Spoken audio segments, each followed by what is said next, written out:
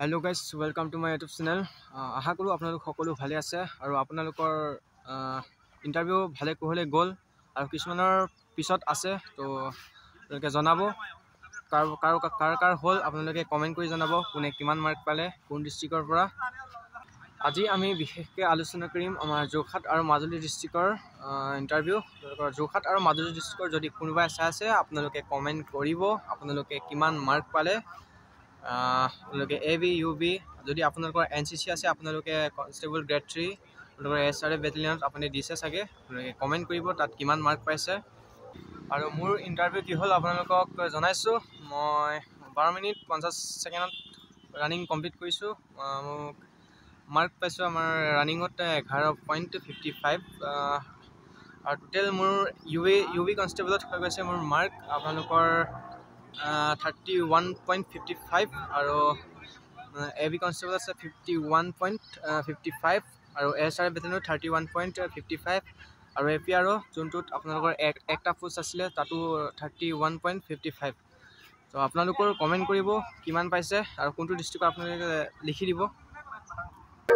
আপোনালোকে বেয়া নাপাব বেকগ্ৰাউণ্ড আপোনালোকৰ মিউজিক বাজি গৈছে আমাৰ ইয়াতে ৰাস হ'ব। আপোনালোকে গমে পায় মাজুলীত ৰাস বৰ্তমান ৰাসৰ বতৰ ৰাস চলিব। তো আজিৰ পৰা ৰাস মানে ষ্টাৰ্ট হৈছে। আপোনালোকে দেখা পাইছে এয়া আমাৰ দৌৰীয়া ফিল্ডৰ আমাৰ ফিল্ডতে ৰাস হৈছে দৌৰীয়া ফিল্ড আপোনালোকে দেখা পাইছে। আৰু কেইটামান আছে ইয়াতে আমাৰ দৌৰা ল'ৰা ৰাস হোৱা নাই মানে আমাৰ দৌৰা ল'ৰাবিলাকৰ কাৰণে আপোনালোকে দেখা পাইছে। আৰু আপোনালোকে যোনে মানে দৌৰিলে মানে ফিজিকেল যাৰ হ'ল আপোনালোকে কিমান মাৰ্ক পাইছে আপোনালোকে কমেন্ট কৰি জনাব। নিশ্চয় কমেন্ট মানে কৰিবলৈ নাপাহৰিব। কমেন্টত জনাই দিব আপোনালোকে কিমান মাৰ্ক পাইছে কি কেনেকুৱা। আৰু কোনোবাই যদি আৰু বৰ্তমানলৈকে মানে ফিজিকেল হোৱা নাই কাৰোবাৰ তো আপোনালোকে ভালদৰে দিব বেষ্ট অফ লাক। আৰু মোৰ ইন্টাৰভিউ মানে ৰানিং মোৰ বিশেষকৈ ভাল নহ'লে প্ৰেক্টিছত যেনেকুৱা আছিলে তাতকৈ মানে একদম বেয়া হ'ল বুলি ক'ব লাগিব। য'ত নেকি আমাৰ প্ৰেক্টিছত সোমাইছিলোঁ 12 মিনিট 10 ছেকেণ্ড তাত মানে ইণ্টাৰভিউত আমি টাইমটো ইমান লাগিলেগৈ নহয় মানে নকওঁ আৰু আপোনালোকক।